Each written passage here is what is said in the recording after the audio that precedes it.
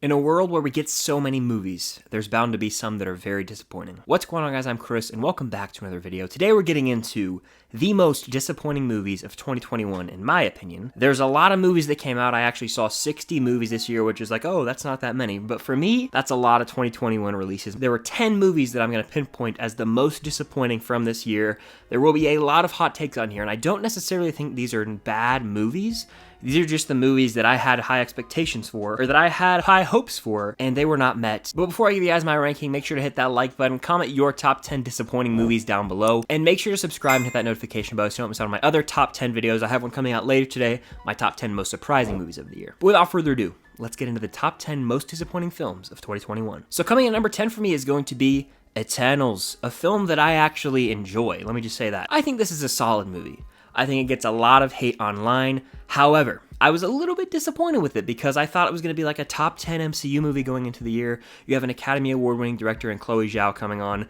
It's very hyped up to be one of the more original, visionary projects in the MCU, and unfortunately, it didn't live up to its hype. While it did do a good job of introducing some new and unique characters, I like Icarus quite a bit, Dane Whitman, Kingo, Druigan Makari. There's a lot of unique characters here who I want to see continued on in the MCU, but unfortunately, Eternals just has way too much going on for a story that doesn't need to be 2 hours and 36 minutes long. I feel like I've said this a bunch because I've talked about this movie a lot in recent rankings. It's shoving so much information in your face that it's hard to soak it all in. And while I think it does have its entertaining moments and characters that I can get on board with, overall, it was a little disappointing. Next on my list is going to be Disney's Encanto, a movie that I went in with zero expectations just because I didn't really see any trailers for it. And I walked out kind of disappointed with it because I expected just more from a Disney animated movie. Lin-Manuel Miranda's music felt kind of a rehash, in my opinion. It feels like just similar beats we've seen from him before. Nothing really remarkable about the music stood out to me. I wasn't really captivated with the story as much as other Disney animated films.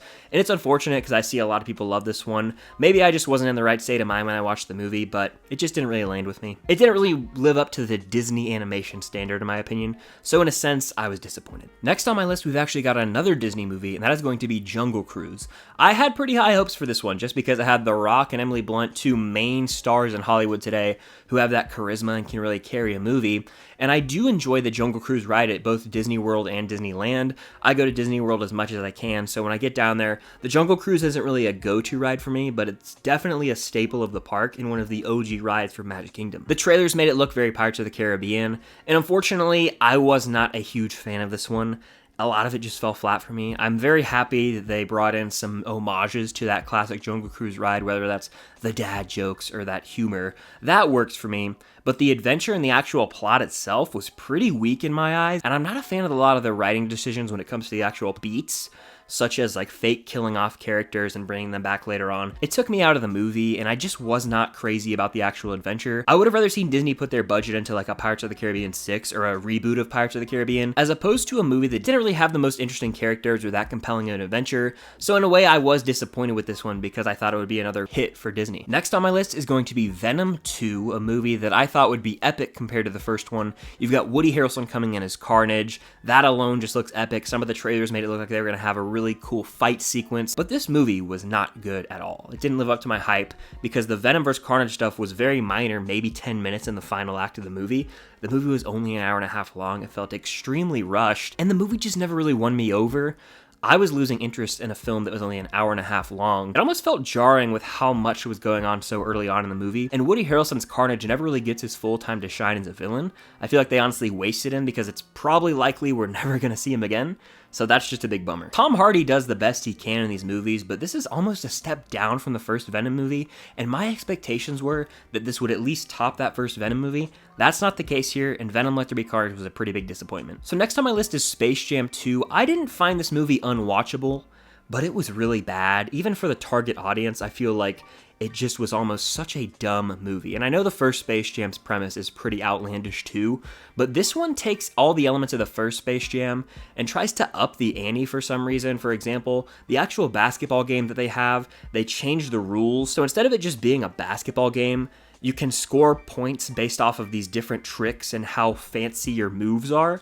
And that just felt really cheap. Like, it felt like LeBron and the Toon Squad had no shot to ever win the game, and that's not something that really keeps me interested when it comes to the actual game itself. But aside from that being one of my major gripes when I saw Space Jam 2, This movie is literally just Warner Brothers IP for 45 minutes straight. They're going to different settings and finding other Warner Brothers characters to bring in. It basically felt like they were just showing off their different Warner Brothers properties, and that didn't really do anything for me. Also, a lot of people have been ragging on LeBron's performance, saying it's terrible. I don't think it's the worst thing I've ever seen, honestly. I thought he was fine. I do not really buy into his family chemistry, however, and the whole Don Cheadle algae rhythm thing was straight up cringe. So the movie just failed because I think the trailers did a good job of making it look like it could be almost better than the first Space Jam, but that's just not the case. It's one of the most forgettable movies of the year by far. So before I give you guys my top 5 most disappointing movies of the year, make sure to hit the like button, comment your top 5 disappointing movies down below, and make sure to subscribe and hit that notification bell. So coming in at number 5 for me is going to be Pixar's Luca, a movie that just looked really charming from the trailers and it felt like I was going to have a fun time with it. That wasn't really the case. I fell asleep 5 times trying to watch this movie. I had to keep rewinding it because of how uninterested I was. Also, the movie just contradicts itself. Like early on, it makes it seem like such a big deal that Luca goes to the land and he becomes a person instead of being this sea monster. But he's gone for multiple days, his family doesn't even care, and then his family ends up leaving the water pretty shortly after that, so it's not that big of a deal, and it seemed like that was going to be such a massive plot point. But other than that, the movie is an alright coming-of-age story. I think it really picks up steam in the last 20 or so minutes when the bike race happens and the rain starts to pour down.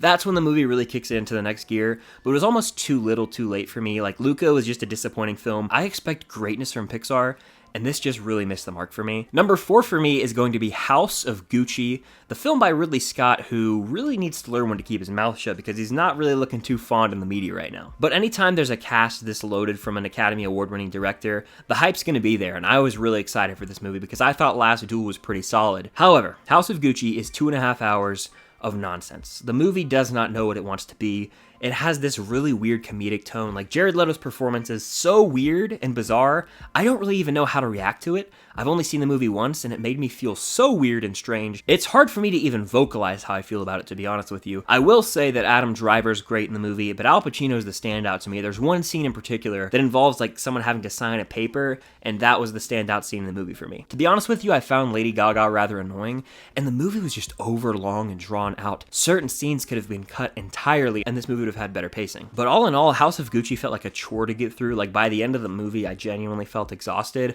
I'm glad I went and watched another movie that's going to be on one of these top 10 lists right after to kind of cleanse my mind, but it didn't really hit home with me. There was no message I really took out of it. The movie kind of felt like it thought it was this Scorsese mob epic and thought it was better than it actually was, when in reality, it was a very lackluster movie. Number 3 for me is going to be Halloween Ends. I just realized that I've been calling it Halloween Ends when I meant to say Halloween Kills. You get the point. Halloween 2018 is a movie that I rather enjoyed for what it was. I am not a huge fan of the Halloween movies in general. I thought that one was a fun Halloween time. In this one, however, Laurie Strode takes a back seat, and it's just nonsense. The movie, it makes 0 sense, and I know that's kind of the point of slasher movies, but for me, at least, like, have some common sense in the film. Like, what happens at the end of this movie, I won't spoil it, is one of the dumbest endings in movie history that makes literally no sense at all. What is Michael Myers? I mean, I know that he's the embodiment of evil, many people say, but that's not something that I care about, because in a slasher movie, I'm more interested in, like, the Scream franchise when there's a big reveal as to who it is and what their motives are. What is Michael Myers' motive, and why should I care? Why should I give a damn? He's evil embodied. Okay, whatever. He's just killing people throughout the entire movie. He's unstoppable. I mean, he's never going to die, so I don't know why I should get invested in these characters who are always really shallow and aren't really even fleshed out, so I just don't care about any of the supporting cast in the Halloween movies. And the most intriguing character in this movie is hospitalized in a bed for the majority of the runtime, while the entire town just goes mad. A massive step down from Halloween 2018, and it's really hard for me to get excited for Halloween Ends. My runner-up for my most disappointing movie of 2021 is going to be Godzilla vs. Kong, a film that I thought would be absolutely epic, as you have two massive beasts going against each other in Godzilla and Kong. However, this movie does what every single film in the franchise has done, unfortunately, and it tries to shove some random human plotline down your throat when you really don't care. I've always said this, but these movies don't even need humans in them. I feel like they don't even need dialogue. It could just be conveyed through visual effects and the emotions of these creatures as we see Kong and Godzilla, and they try to have a backstory for them, but at the end of the day, it's just two big CGI monsters fighting with not a lot of character characterization. I feel like they could have done so much more with this, and it's unfortunate that we have to sit through 30 plus minutes of random new characters in every single one of these movies. In this one, there's some weird podcasting plotline. The final fight is fine, like there's a few rounds that these guys go through, and then they bring in the whole Mecha Godzilla plot as well. But at the end of the day, I'm exhausted when those fights actually come up, and they don't take up enough of the runtime to really even warrant the Godzilla vs. Kong title. That should be like the main focus of this film, not some random human plotline. I am done with this franchise, and I don't want to see another Godzilla or Kong movie, unfortunately. But the time has come to reveal my number one most disappointing film of 2021, and that is going to be Denis Villeneuve's Dune. I want to preface this by saying I liked Dune. I think that it's a very well-made movie. Technically, it's a masterpiece, from the cinematography to the score to the visuals, just everything about it. It's such a well-crafted movie from that perspective. But if I'm being completely honest with every single one of you, everyone hyped this movie up, saying it's the best thing since sliced bread. It's the greatest movie of all time. I do not feel that way. I think the movie is good. I feel like I will have a new appreciation for it once Dune Part 2 comes out in 2023, and I can see this entire vision play out. But where I'm at right now is, yes, technically the movie's great. It just didn't emotionally resonate with me like everyone else. I understood what happened in the movie, and I've seen the movie twice now. Like, it all makes sense to me. It's a very intricate world. It's just not one that really landed with me. I found the movie to really drag at times, and like, it didn't really lead up to any satisfying climactic moment, in my opinion. Like, Paul's final moment at the end was sort of unsatisfying for me, and just seeing them walk off, like, I get it's very Lord of the Rings, kind of continuing into the next one, but at the time of the movie's release, there was no part 2 even greenlit, so that could have just been it for a time, and I'm like, that's how the movie ended? Just unsatisfying, honestly. And I don't even hate Dune. I think it's fine. I didn't even give it a score because I feel like I haven't seen the entire thing.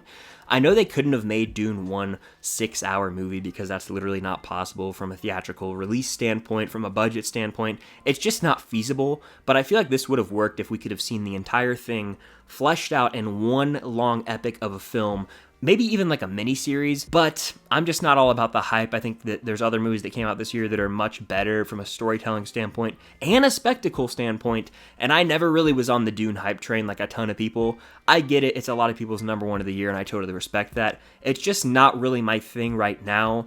In 2023, I'll revisit it leading up to the new one, and maybe I'll have a new appreciation for it. But that's going to do it for my most disappointing movies of the year. Definitely let me know yours in the comments down below, as well as what you think of my take, because I find a lot of these movies to be disappointments, but I'm sure they might be on some of your top 10 lists, so let's have some discussions in the comments down below. Make sure to subscribe and hit the notification bell so you don't miss all my other top 10 lists. I have most surprising, best, and worst coming in a few days, so make sure to stay tuned for that. But thank you guys so much for watching. Until next time, I'll see you guys later.